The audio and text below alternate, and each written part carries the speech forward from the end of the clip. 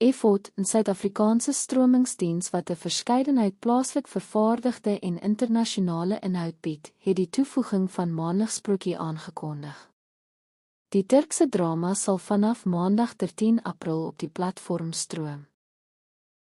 Bekend in Turkije as Birgisi Masali, het dit Burak Deniz as Mahir Elmas, Subirku Elgkoken as Ghanfisa Kilimci, Gürkan Eigen as Krat Kilimci, Mesut Akistar as Raid Kara, Islim Turkat as Raya Elmas, Eren Ferdim as Selim Alame en Rem Alti as Sefte Elmas in die hoofrolle gehad.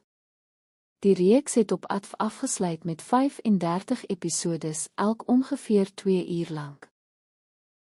Dit het erkenning ontvang by die Gerent Knowledge Awards, waar dit as beste televisiereeks van die jaar bekroon is, terwyl die hoofakteurs die toekenning vir 'n spesiale jury-toekenning vir beste reeks paar keer gewen het.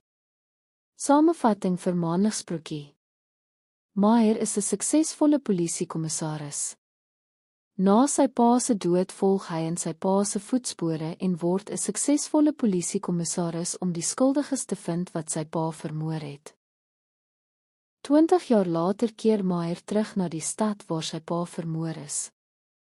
Hy is vasbeslote om wraak te neem op die persoon wat verantwoordelik is vir sy pa se dood.